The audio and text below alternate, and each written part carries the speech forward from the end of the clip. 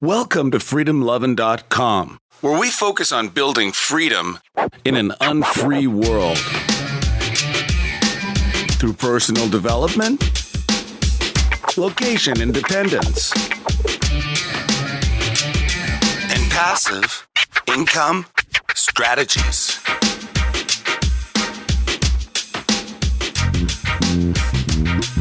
Now here's your host, Kevin Koskela. Welcome to Freedom Lovin'. This is Kevin, and this is episode number 63. And in just a minute, I have an interview with my friend Danny Flood, and we talk about travel and running businesses on the road and dating and all kinds of really fun stuff. So it was a really fun chat. Stay tuned for that in just a minute. Just have a few things to cover here. Oh, and this is part one of two. It was kind of a long chat, so I broke it into two parts, but this will be part one. I had a rating and a review come in on iTunes, and I wanted to read that off. This is from Freedom After 40, and that's John Ball, who I've actually chatted with over email, and he gives it 5 stars. Information-packed podcast. I really enjoy Kevin's podcasts. The episodes are full of great information about building freedom, traveling, and creating online businesses. The guests are very interesting as well.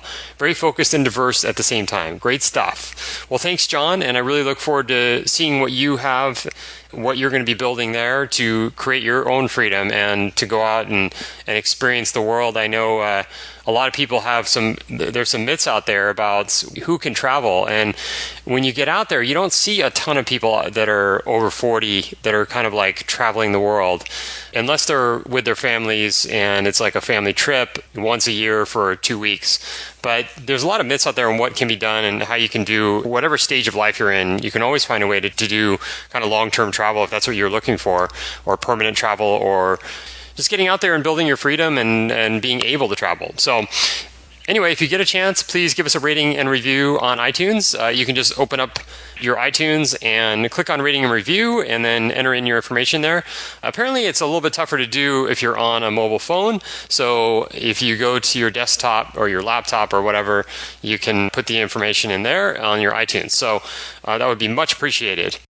And as far as me, I'm going to Mexico, central Mexico, in a few weeks, and I'll have some more information on that trip coming up in a future podcast. But yeah, I decided I've had Mexico on my list for a while now because I started, I went to Colombia back in November, and then I went to Panama in December, and a little bit in January, and then I've already seen Costa Rica, or parts of it, so Mexico is the next logical step. So we'll be there for about, I think, 8 or 9 days. And the other thing is I was able to, we did some podcasts on Airbnb and renting out your place when you travel, which is a great way to save money or even make money. And I recently, so my last trip, I think I mentioned I didn't get caught doing Airbnb, but my condo complex was kind of cracking down, and I'm actually going to talk a little bit soft here because I realize I have my window open, so hopefully people aren't listening in, but I was doing some Airbnb with this condo and renting it out, even though I rent it myself, and it was working out great, never any problems, but I got a letter from them that was sent to everybody in my condo complex, and it just said that you basically can't use any of the services like Airbnb or Craigslist or VRBO, or else we're going to basically kick you out and fine you, and you'll never be able to rent an apartment again. So kind of a scary letter. So decided to not do the Airbnb thing, but I have another option. I'm in an entrepreneur group, Dynamite Circle, which I've mentioned before, and there's a whole lot of people in there that travel, and San Diego in March is not a bad place, and so somebody is going to take the place for the time that I'm gone. And I think he lives in Chicago area, and which I believe in March would probably not be all that great. So I imagine coming to San Diego for a week would be a really awesome thing. So if anybody listening is ever interested in exploring San Diego, let me know, because I travel often and I often have a place available. So anyway, that's that, and that'll be coming up in about a month. I'm leaving at the end of the month, and then I'm going to, in the end of April, I'm going to North Carolina, exciting hotspot of North Carolina. And it's funny because I was thinking about this, like, people Don't get excited about, like, just in general, when you tell people where you're traveling to, they will not get excited about Mexico, and they will not get excited about most places in the U.S. It's sort of like, okay, just going there. Why would you go there? And for me, there's like, I could just point to anywhere on the map and there'd be something interesting that I would want to see or do in so many areas. And I just always wanted to see like the Smoky Mountains there in North Carolina and Asheville. I've heard that's just a really cool town. And a couple of reasons or a few reasons. I have a friend that moved to Raleigh about a year and a half ago, and I've been meaning to visit him, kind of as an excuse to visit him and see the area and see what's going on there. And I've never been there. And then Asheville, I've heard, is really cool. And I've got some friends, this couple that are doing, this is actually a really cool story. They are hiking the Appalachian Trail, the entire thing. So they're basically putting their lives on hold for 6 months, or putting their work lives on hold, I should say, and just hiking all the way from the south to the very north. So it is a 6-month hike, and they will just randomly happen to be coming through Asheville, and they're going to be staying there for a few days at the end of April, and that was when I was planning on being there. So I am going to do a hike with them somehow, some way, in the mountains there, and it should be really cool. I'm hoping to get a lot of good pictures and all that, and get a great story from them, or a lot of stories, I'm sure. So that's coming up at the end of April, and that's about it. I wanted to mention that I listened to my friend Dan Andrews' podcast, Tropical MBA, and he did an episode on reading books. And it was actually him and Taylor Pearson, another friend. And these guys just rambled on about all sorts of different books that they had read, and within a short time, like I think it was like within the last year, and they were just talking about all these great books and what they learned from each one. And most of them were kind of business related, but some of them were actually fiction and some other types of books. And I just kind of got motivated. I emailed Dan. I'm like, how do you read so fast? And he said it's all about audiobooks, and he just has audiobooks going all the time. And I do listen to audiobooks, but very kind of slowly. Like part of the time I'll listen to an audiobook, and then part of the time I'll listen to a podcast. And, the podcast, I'm not always learning things from the podcast. A lot of times it's entertainment. Like I like to throw on Adam Carolla. It's one of my favorite shows, although it's kind of dropping down the list because I've got some other shows that I like a little bit better now. But I like Adam Carolla, and then Joe Rogan sometimes, although that's kind of a one where I cherry pick episodes instead of listening to it all the time, because he's got 3-hour podcasts normally, so they go on and on. But he's got some amazing guests, and he brings a lot of different perspectives in, so which is cool. So anyway, I'm putting those podcasts kind of on the back burner, the entertainment ones, and getting more into the educational audiobooks. And right now I am listening to a book called Ready, Fire, Aim by Michael Masterson. And it's a really great book if you want to think big about business. It's got just kind of A to Z on how to go from zero, making no money, to making like $1 million a year. And it's pretty complex, but it's also done in a way that seems doable and also makes you kind of think big. Like, anyone can do this. It's just a matter of one step at a time. And so that's been really good. And then I'm going to finally, I'm going to get through Ayn Rand's The Fountainhead. And that's one I started years ago, read like 200 pages, and then returned it to the library and never got it back again. But I'm going to just do the audiobook, because I really think this audiobook thing is great, because you can put it on 2x or 1.5x, listen to it a little bit faster, and that saves you a lot of time. So that's a really cool thing. And I've heard people doing 3x, but I just think that's really actually impossible to get anything out of. Maybe you can possibly do 2.5x if the person is talking slowly, but I don't know. But anyway, 2x is good for me, or 1.5. So there's that. And then lastly, I am hiring someone to handle my email. This is very related to freedom. I have been spending so much time in email because I'm expanding my business with Try Swim Coach. We're doing a lot more now.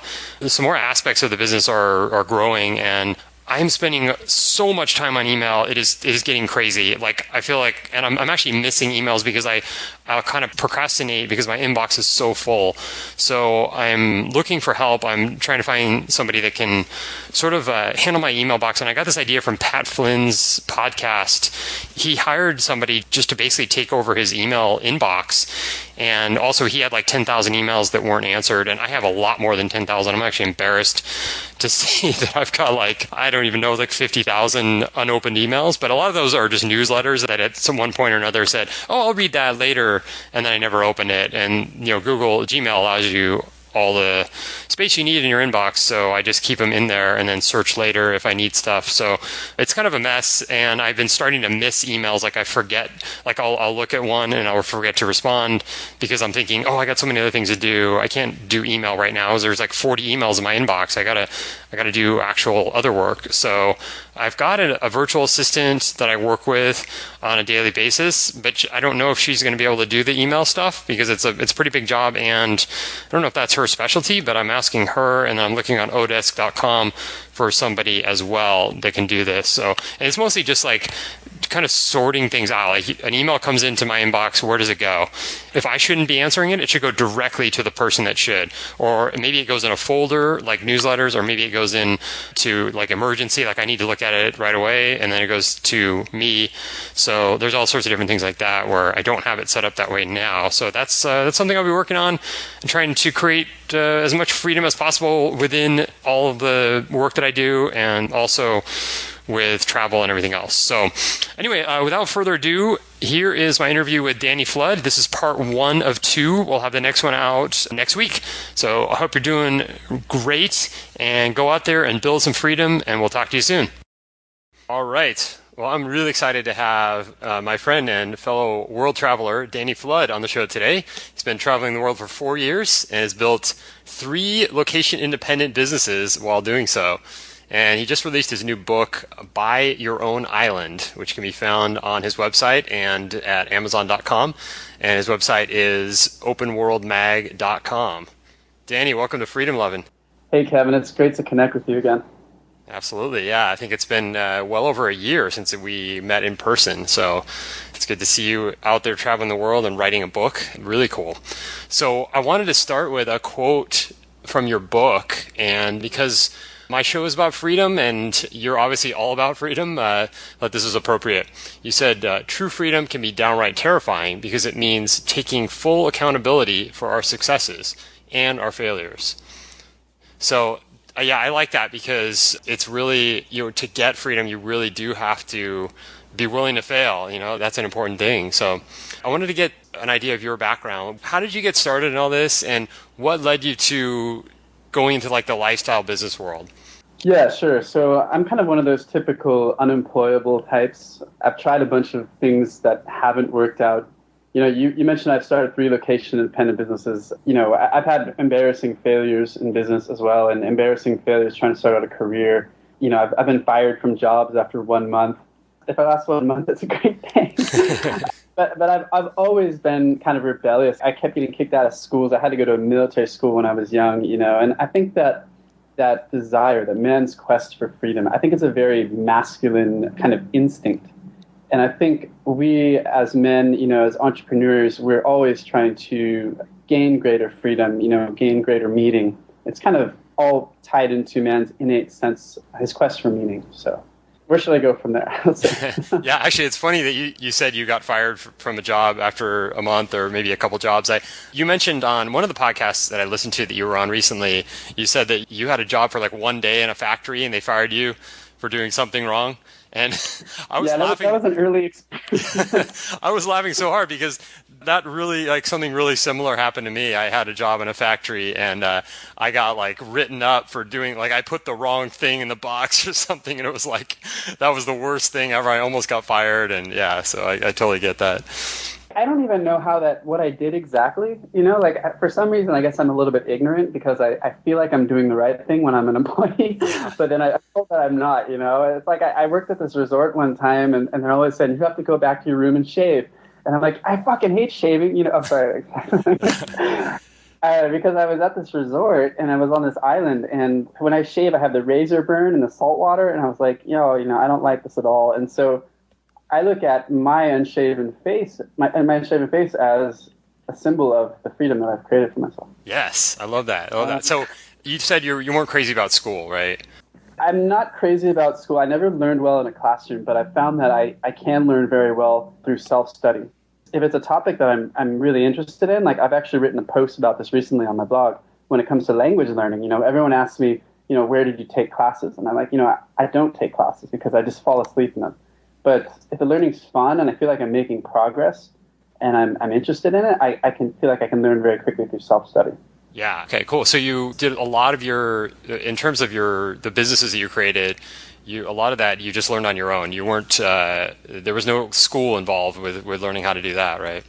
Yeah, I did learn on my own, but then I also had kind of like mentors who helped me shortcut things. Yeah. A lot. That's a big thing. When I came out of college, I was faced with this choice of how to spend the rest of the next 40 or 50 years of my life. And I don't even know where I'm going to be in a week from now. So it's a very depressing thing for me, it was a very big question. And I graduated with this advertising degree, and then I just kind of started out freelancing, trying my hand at self-employment. And as you can imagine, I wasn't very good. I thought I was really good. I had this, bubble of how good I was, but then, reality told me otherwise.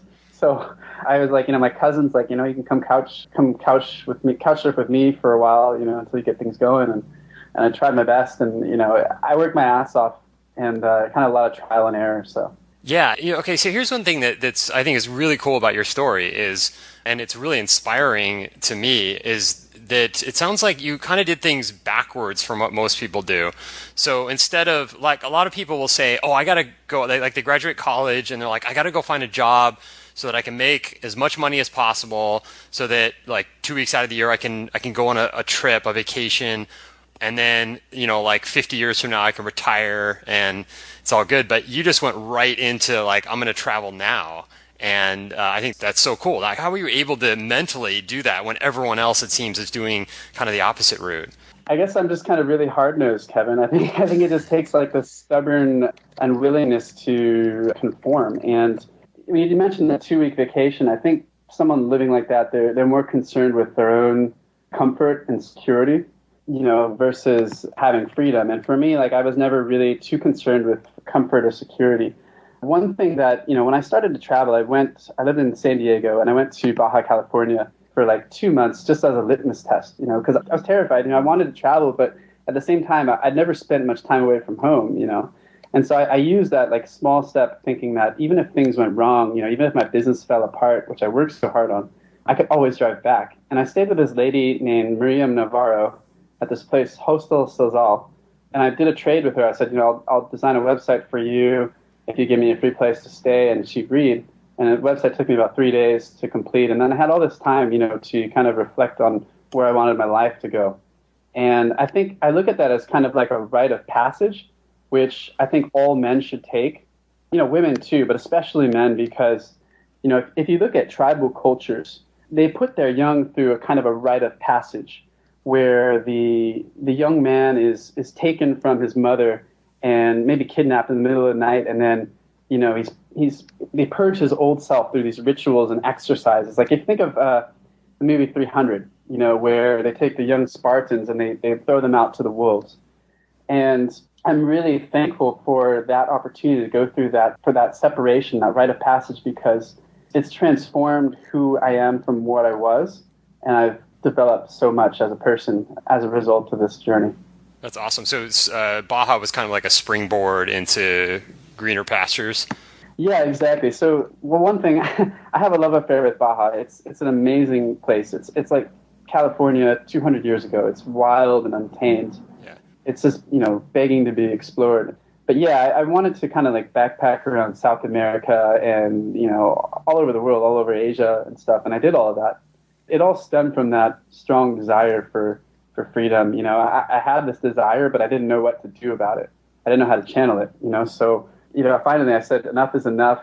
Because I was going to all these business networking meetings, trying to grow my business. And I see these people in my community. I go to this business referral group once a week, and these people are like 60, 70 years old. And they're still in this business referral group, because they don't know how to market themselves, or they're just trying to, keep afloat and manage all their responsibilities. And I looked at them, 40, 50 years ahead of me, and I said, that's not what I want.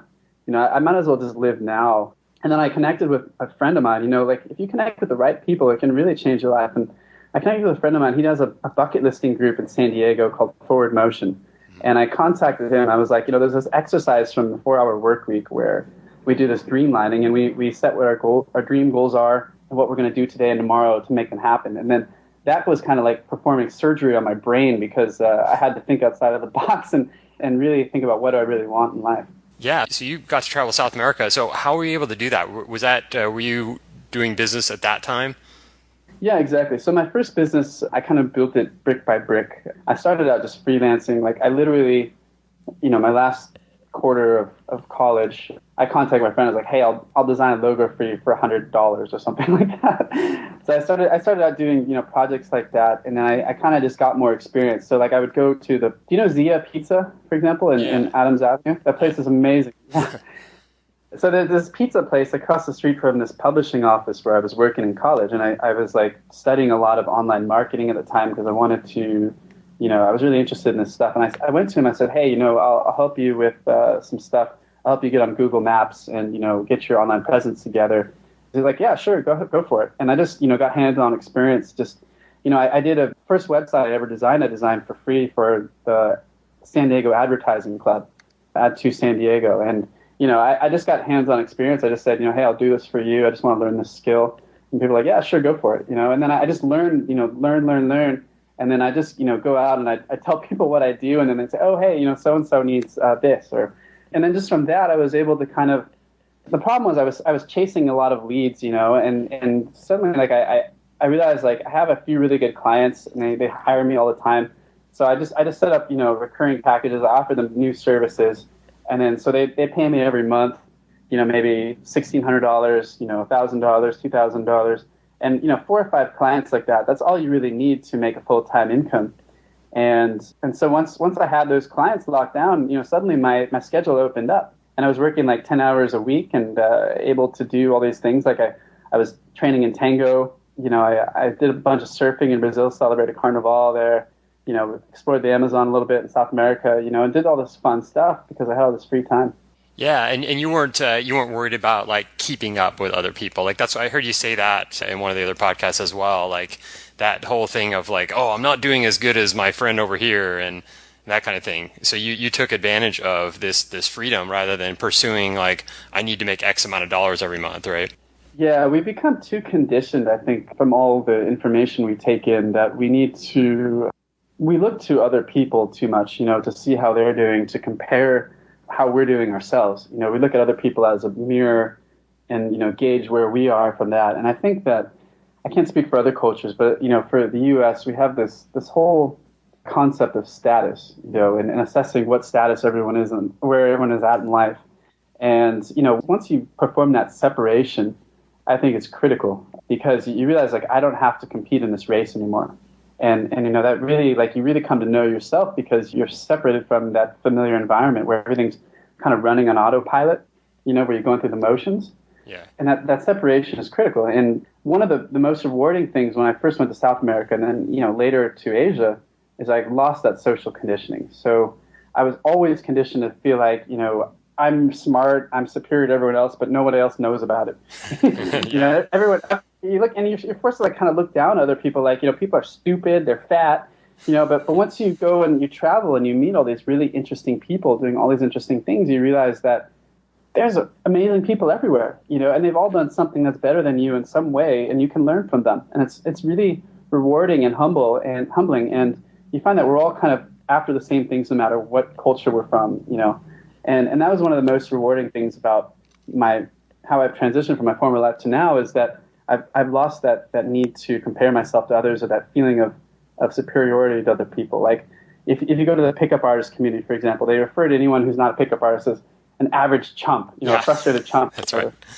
And it's like, but I'm better because, I know all these tactics and routines, but then they can't go out into the field and talk to a girl, but so they're not really being authentic. They're just trying to play into that whole hierarchy of status. Yeah. And, if they could just stop distracting themselves with that, if we as entrepreneurs could stop distracting ourselves with that, then we can really be authentic and really make the real progress. Yeah, absolutely. So now you're over in Bangkok now, and you've obviously been bouncing around. I see your Facebook posts. You've been bouncing around Asia now for a while and seeing some really cool places and being able to live the mobile lifestyle, which is really cool. Now, let's talk about your book a little bit. So your book is called How to Buy Your Own Island. Have you bought that island yet? It's called Buy Your Own Island, not How to Buy Your Own. That's right. Yeah. A little different, right? Yeah, yeah, exactly. It's not a literal book about buying islands, and the answer is no. I have not bought my own island because I have no desire to. But the introduction of the book talks about a story of Tynan and Manish Sethi and a few others who did buy their own island because it was their kind of like lifelong childhood dream. And I realized, I'm doing the same thing. I'm pursuing my own lifelong childhood dreams. And there's other people that are doing the same thing, and they're featured in the book. So it's a metaphor, and also a challenge to whatever your biggest dreams are that you've kind of kept hidden, to reawaken those and chase after them.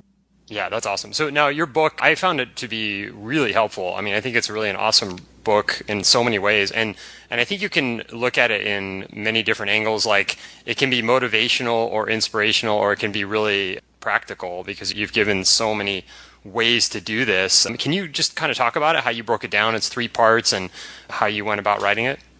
I didn't really know the form I wanted it to take, but I wanted it to make sure that it was really authentic to me. A lot of us want to write books, but then we're motivated by the wrong reasons and they kind of follow a cookie cutter template. I wanted to kind of create the book based on my experience and what I went through from when I was in college to now. And it's the book that I wish I had when I was 22, 23, and looking out for mentors, because I didn't have any mentors and I didn't know what I should be doing with my time, how I could get ahead. I felt lost. And so the book is kind of based on a lot of the things I've learned since then, and based on what I've talked to about other people, the most successful people. I had a very successful mastermind group for 3 years where I brought some of the most successful people, like Inc. magazine cover models, and I had conversations with them, saying about all kinds of things. Yeah. So the book, it's kind of everything, the whole process broken down into steps. The first part is about breaking down what you really want and developing compelling reasons for what you do in life and how you spend your time day to day. Part 2 is kind of like we focus the lens on the mobile lifestyle. And to me, how I define the mobile lifestyle is autonomy, to the freedom to pursue what you want and do what you want with your time, with your time here on this earth.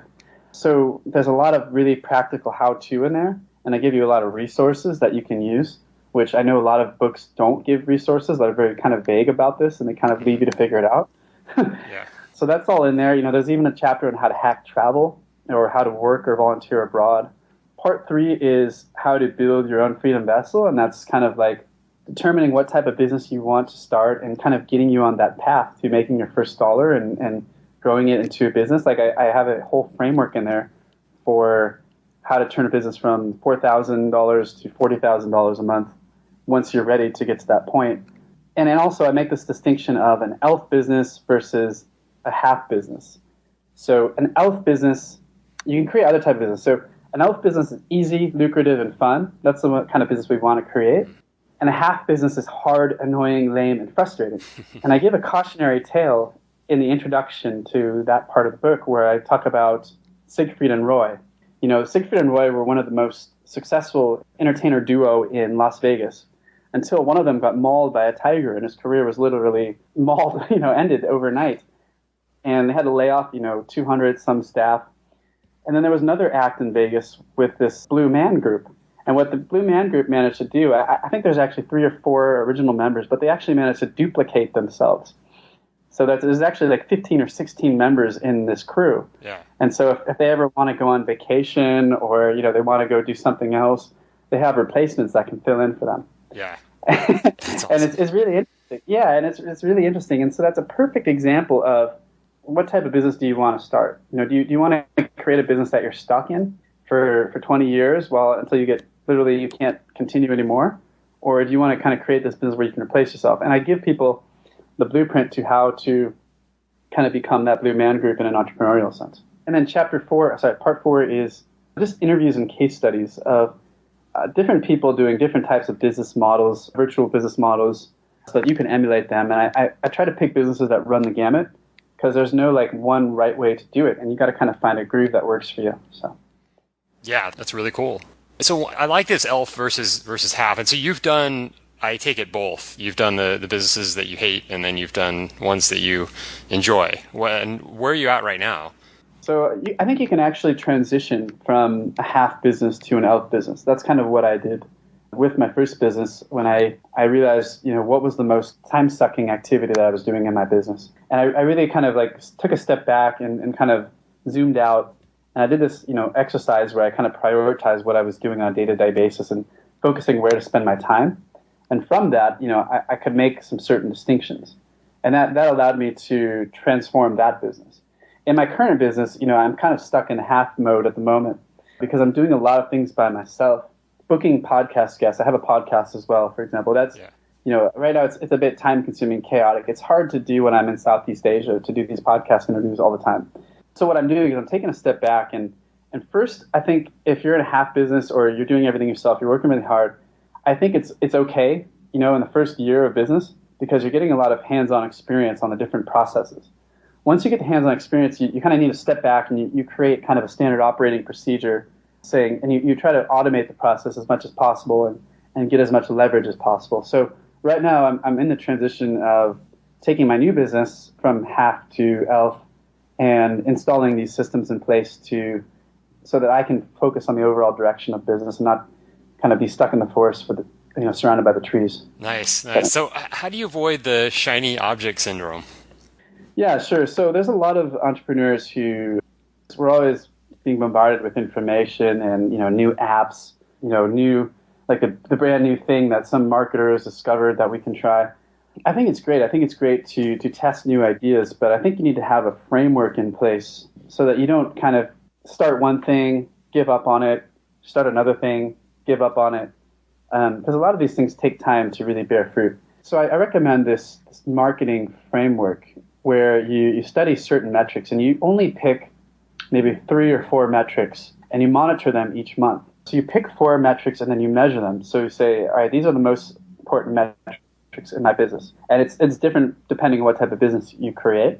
And you say, all right, this month we have this number of this number of this number of this. And then so next month you say, all right, it's March 2015. First week I'm going to spend implementing something new and see if that increases this, this metric this month. Mm-hmm. So the important thing is that you create a framework and you think of like everything as a test and you track and measure. And then if something works or doesn't work, there's another process you can take called the 5 whys. So if you try something, let's say you have a list of leads and you contact 2,000 of leads and maybe you get no response. And they say, okay, why did we get no response? And they say, okay, well, maybe my email wasn't good enough. Maybe we contacted the wrong leads. Maybe our product sucks. And so when you do you have this framework in place and you're just basically testing each time. And each time you test something new, you can go back and analyze it and you say, why did this work or why did it didn't work? And then you can really get a lot of insights for how you can kind of steer the ship that way. But then again, you have to be able to put yourself in the captain's seat where you actually can steer the ship instead of, rowing the oars and also being up in the crow's nest at the same time, and doing all these different things. Like you have to be able to step back and kind of be the captain of the ship. Yeah, and then have some outsourced workers working for you, right? Yeah, I do some outsourcing, but I don't think you need it. Yeah, I think it's great. It depends on what your type of business is. And I do have a lot of thoughts on how to outsource properly because I know a lot of people don't do it the right way. Yeah. Maybe 70 or 80% of people don't do it the right way. For me, I don't outsource something unless I'm absolutely sure that it needs to be outsourced. So if it can be automated or eliminated, those are the first 2 things to check. And then if I really need to, like if it's something that I need a physical human person to do it, then I'll outsource it. But I make sure that I have a working procedure in place, that I understand the activity well myself. Because if you're not an expert at whatever it is you're outsourcing, then you're asking for chaos and confusion. So exactly. Thanks for listening to another episode of the Freedom Lovin' Podcast. To break free today, head on over to freedomlovin.com and download our free guide. 7 practical tips to living free in an unfree world.